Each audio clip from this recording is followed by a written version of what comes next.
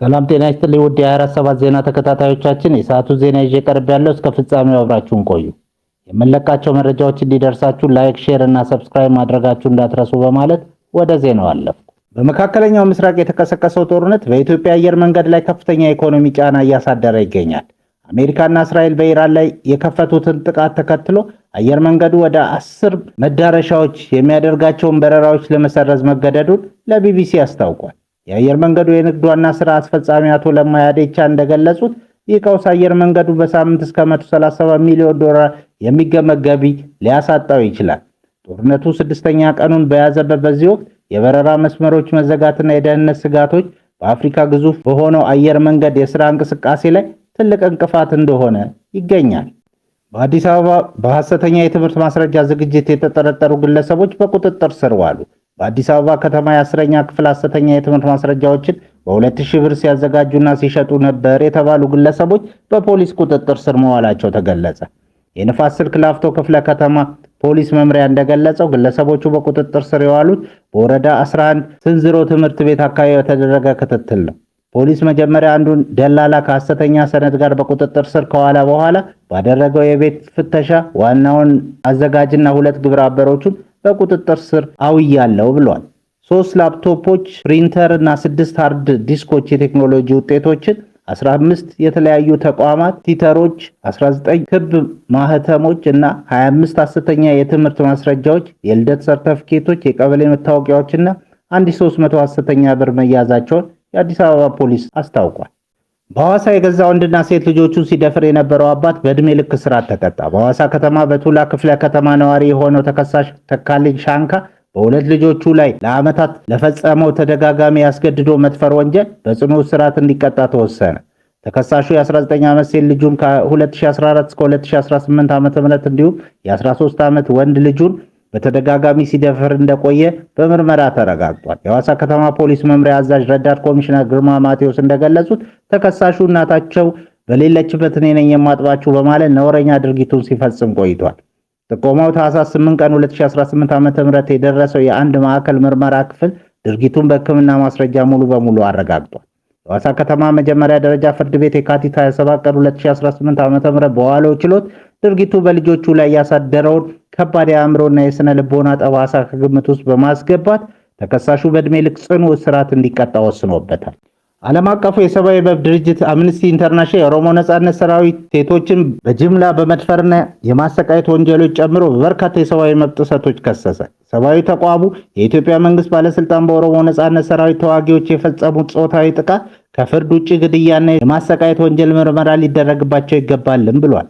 ዓለም አቀፉ የሰብአዊ መብት ድርጅት አምነስቲ ኢንተርናሽናል የኦሮሞ ነጻነት ሰራዊት ተዋጊዎች ሴቶችና ልጃገረዶች ላይ ጾታዊ ጥቃት በመፈጸም ወንጀል ተጠያቂ ነው ብሏል። ተዋጊዎቹ ያስገድዶ መድፈር፣ በቡድን መድፈር፣ ወሲባዊ ባርነት፣ ያለ ፍርድ ግድያና የንጹሃን ሰላማዊ ዜጎች ንብረትን ማውደም የመሳሰሉ ወንጀሎችን ፈጽመዋል ሲልም ነው ሰብአዊ ተቋሙ ባወጣው አዲስ ዘገባው የከሰሰው። ሰብአዊ ድርጅቱ አክሎ በ2011 ዓ.ም በኦሮሚያ ክልል ውስጥ በተከፈተው የግጭት ሂደት ውስጥ የፈጸማቸው እነዚህ የሰብአዊ መብት ጥሰት ያስከተሉ ወንጀሎች በጦር ወንጀለኝነት ሊፈረጁ የሚችሉ ናቸው ብሏል።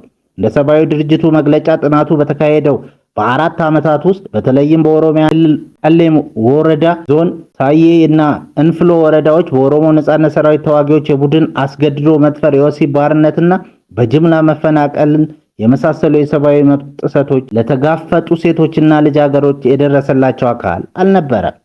በሌላ ዜና በትላንትናው ዕለት በዋይት ሃውስ በተካሄደው ልዩ መርሃ ግብር ታዋቂ የወንጌላውያን አማኞችና የሃይማኖት መሪዎች ለፕሬዝዳንት ዶናልድ ትራምፕ የጸሎት ድጋፍ አደረጉ። መሪዎቹ ሪዞሉት ዴስክ ዙሪያ በመሰብሰብ ፕሬዝዳንቱን አገሪቱን ለመምራት እንዲችሉ ጥበብን፣ መለኮታዊ ጥበቃንና መመሪያን ከፈጣሪ ተማጽነዋል። በዋይት ሃውስ የእምነት ቢሮ አስተባባሪነት በተዘጋጀው በዚህ ስነ ስርዓት ላይ እንደ ሮበርት ጄፈርስ እና ሳሙኤል ሮድሪጌዝ ያሉ ታዋቂ ሰዎች ተገኝተዋል።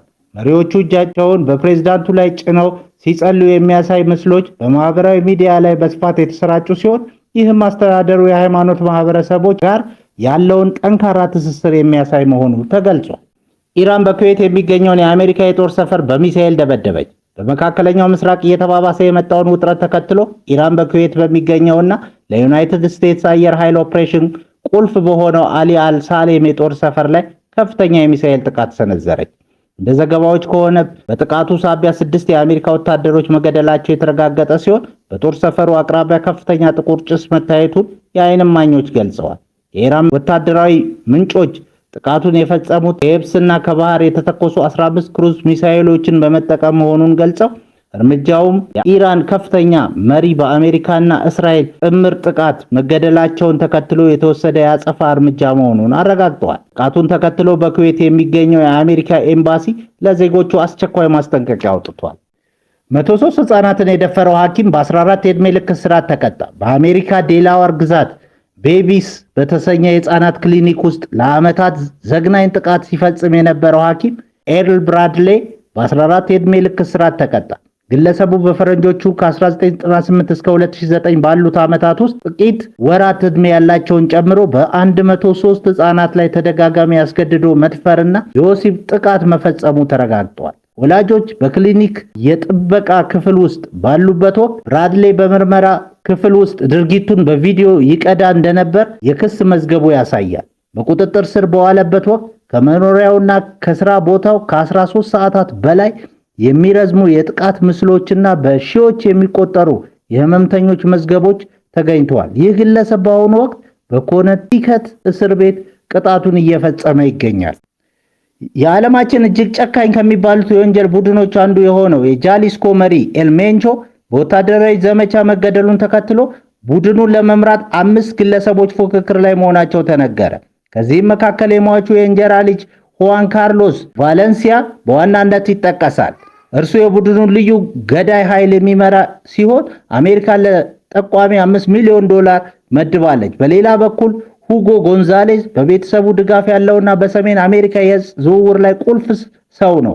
አውዲያስ ፍሎሬስ ወይም አልጋርዳኔሮ እና ሪካርዶ ሩይዝ ወይም ኤል-ደብል-አር ደግሞ የክልላዊ ይዞታዎችንና የፋይናንስ መዋቅሩን የሚቆጣጠሩ ናቸው። በመጨረሻ ኤራክሊዮ ጌሬሮ በነዳጅ ስርቆትና በንግድ ዘርፍ ያለውን ተሳትፎ መሰረት በማድረግ ለስልጣን እየተፎካከረ ይገኛል። የኤልሜንቾ መሞት በቡድኑ ውስጥ መከፋፈልን ወይም የውስጥ ጦርነትን ሊያስከትል እንደሚችል ተንታኞች ስጋታቸውን ገልጸዋል። ክቡራን አድማጮቻችን ለሰዓቱ ያልናቸውን ዜናዎች በዚህ እናበቃለን።